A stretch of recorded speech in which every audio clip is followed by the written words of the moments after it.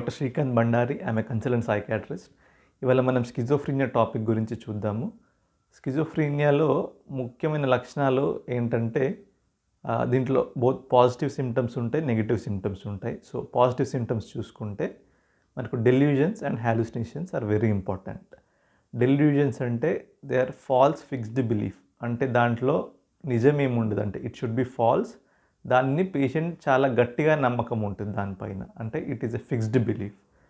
Examples చూసుకుంటే delusion of persecution is very common. అంటే మన వెనకాల ఎవరో పడుతున్నట్టు, లేదంటే మనని ఎవరో చంపడానికి చూస్తున్నట్టు, లేదంటే అన్నంలో ఎవరో విషం కలుపుతున్నారని, ఇట్లా చాలా రకాల అపనమ్మకాల్లో ఉంటారు పేషెంట్స్. సో దీనివల్ల దాని మీద యాక్ట్ చేస్తూ ఉంటారు. అంటే ఇప్పుడు సపోజ్ పర్సిక్యూటెడ్ డెలిజెన్స్ ఉన్న వాళ్ళు ఇంట్లోంచి బయటకు వెళ్ళిపోవడము, లేదంటే ఇంట్లో వాళ్ళు పెట్టిన ఫుడ్ తినకపోవడము, ఇట్లాంటివన్నీ డెలిజన్ ఆఫ్ పర్సిక్యూషన్లో ఉంటాయి. సో ఇతర డెలిజన్స్ అంటే డెలిజన్ ఆఫ్ ఇన్ఫర్టిలిటీ, అంటే భార్యాభర్తల మధ్యన నమ్మకం లేకపోవడము. అండ్ డెలిజన్ ఆఫ్ కంట్రోల్, అంటే మన మైండ్ని బాడీని వేరే వాళ్ళు ఎవరో బయట నుంచి ఎవరో కంట్రోల్ చేస్తున్నారని. అదేవిధంగా థాట్ డిజార్డర్లో థాట్ బ్రాడ్కాస్టింగ్, థాట్ ఇన్సర్షన్ అని ఉంటాయి. అంటే దీంట్లో పేషెంట్కి వచ్చే థాట్స్ బయట నుంచి ఎవరో పెడుతున్నారని, లేదంటే పేషెంట్కి వచ్చే థాట్స్ బయట వాళ్ళకి తెలిసిపోతున్నాయని, లేదంటే ఏదో ఒక మీడియం ద్వారా తెలిసిపోతున్నాయని, ఇట్లాంటి అపనమ్మకాలు చాలా వరకు పేషెంట్లలో మనం చూస్తూ ఉంటాం.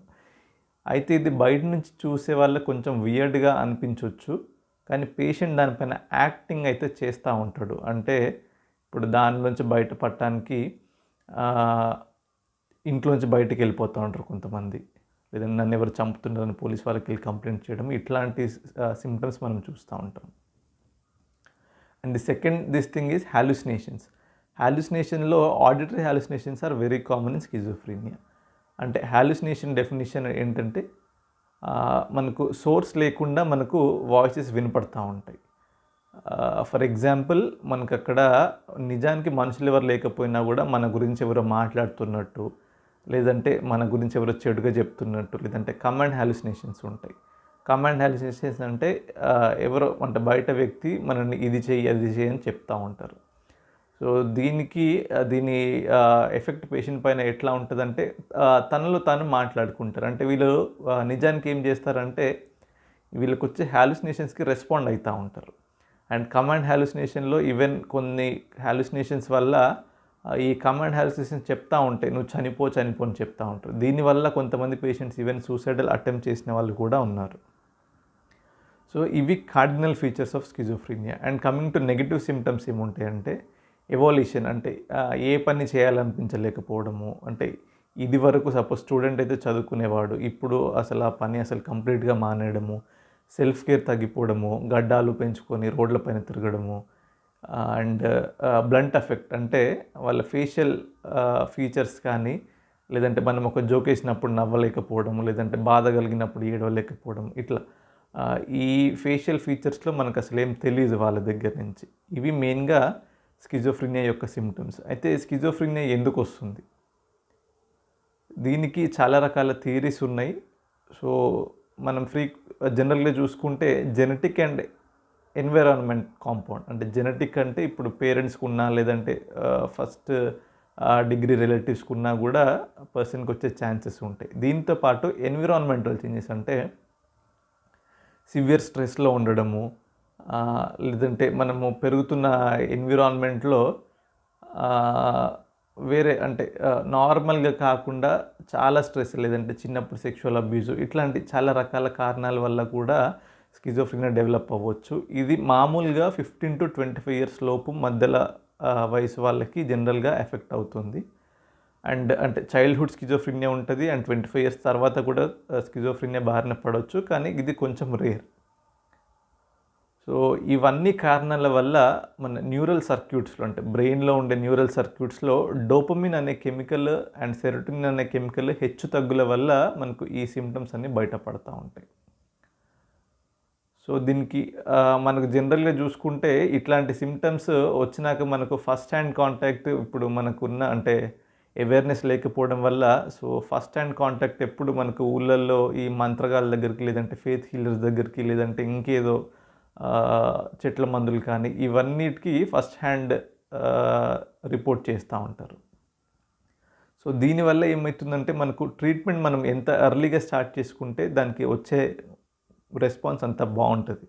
ఇప్పుడు మా దగ్గరికి వచ్చే పేషెంట్స్ ఎట్లా అంటే ఫస్ట్ ఈ మంత్రగాళ్ళ దగ్గరికి లేదంటే ఇంకా ఇట్లాంటి ఫెయిత్ హీలర్ దగ్గరికి వెళ్ళి లాస్ట్ మూమెంట్లో సైకాట్రిస్ట్ని కలుస్తూ ఉంటారు. ఇప్పుడు మనకు ఈ ఫస్ట్ ఉన్న పీరియడ్ అంతా మనకు అంటే మన యాజ్ ఎ ప్రొఫెషనల్ డాక్టర్ దగ్గరికి వచ్చే వరకు ఆల్మోస్ట్ 1 year 2 years గడిచిపోతూ ఉంటుంది. సో దానివల్ల ఈ జబ్బు అనేది ముదిరిపోతూ ఉంటుంది. సో అప్పుడు ట్రీట్మెంట్ చేస్తే కంప్లీట్గా తగ్గకపోవడము, ఇట్లాంటి కొన్ని కాంప్లికేషన్స్ రావడము, ఇట్లాంటి ఇబ్బందులు మనం చూస్తూ ఉంటాము.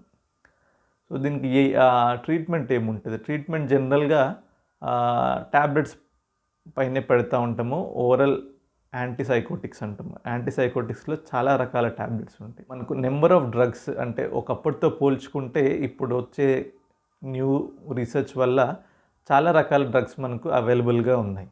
సో దీంట్లో మనం పేషెంట్కి ఫస్ట్ ఇచ్చిన డ్రగ్తో సిమ్టమ్స్ తగ్గినా కూడా సైడ్ ఎఫెక్ట్స్ మానిటరింగ్కి మనం ఎవ్రీ 20 days కానీ 30 days కానీ పేషెంట్ తీసుకొని రమ్మంటాం జనరల్గా.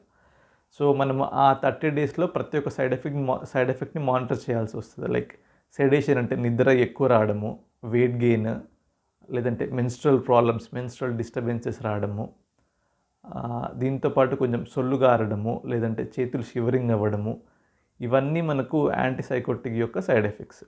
అయితే దీనిని తగ్గించడానికి కూడా వేరే మందులు ఉంటాయి, లేదంటే డోసేజ్ అడ్జస్ట్మెంట్స్ వల్ల మనము ఎట్లాంటి సైడ్ ఎఫెక్ట్ లేకుండా మనం పేషెంట్ని ఈ స్కిజోఫ్రీనియా సిమ్టమ్స్ నుంచి రిలీఫ్ పొందడానికి అవకాశం ఉంటుంది.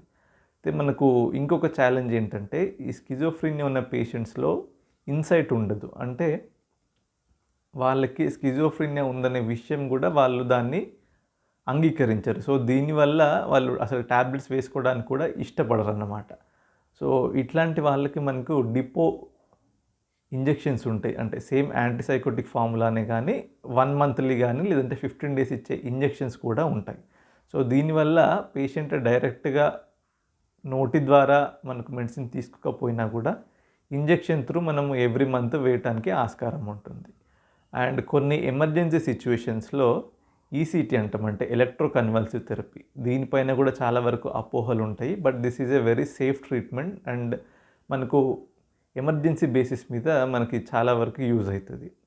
అయితే ఇంకొక విషయం ఏంటంటే మనకు ఓరల్ యాంటీసైకోటిక్స్ కానీ లేదంటే మనకు ఇచ్చే డిపో ఇంజెక్షన్స్ కానీ ఇవి కొంచెం టైం తీసుకుంటాయి పని చేయడానికి. అంటే ఇది మన బ్రెయిన్కి వెళ్ళాలి, అక్కడ ఈ న్యూరల్ సర్క్యూట్స్ పైన పనిచేయాలి. దీనికి అట్లీస్ట్ ఒక 2 to 3 weeks వరకు టైం పడుతుంది. సో మనకు ఎమర్జెన్సీ సిచ్యువేషన్ అంటే ఎప్పుడైతే పేషెంట్ వైలెంట్గా ఉన్నాడో లేదంటే హామ్ చేసుకునే ప్రమాదం ఉన్నప్పుడు మనం జనరల్గా ఈసీటీస్ రికమెండ్ చేస్తాము.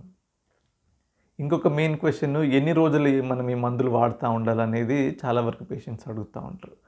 సో జనరల్గా ఇది లాంగ్ స్టాండింగ్ ఇల్నెస్, అంటే ఫస్ట్ టైం వచ్చినప్పుడు అట్లీస్ట్ 1 to 2 years వాడుకోవాలని చెప్తూ ఉంటాము. అండ్ వాడుకొని చూశాక సిమ్టమ్స్ తగ్గినాక స్లోగా టేపర్ చేసి చూడాల్సి వస్తుంది. సో టేపర్ అంటే స్లోగా ఆ డ్రగ్ డోసేజ్ తగ్గించి చూడాల్సి వస్తుంది. ఆ డ్రగ్ డోసేజ్ తగ్గించే సమయంలో మళ్ళీ సిమ్టమ్స్ వచ్చినా లేదంటే డ్రగ్స్ ఆపేసినాక మళ్ళీ సిమ్టమ్స్ వచ్చినా ఆల్మోస్ట్ 5 years వాడుకోవాల్సి వస్తుంది. కొంతమందికి రేర్గా లైఫ్ లాంగ్ కూడా మనకు ఈ మెడిసిన్స్ వాడకం వల్లనే వాళ్ళు సిమ్టమ్స్ అనేటివి కంట్రోల్లో ఉంటాయి.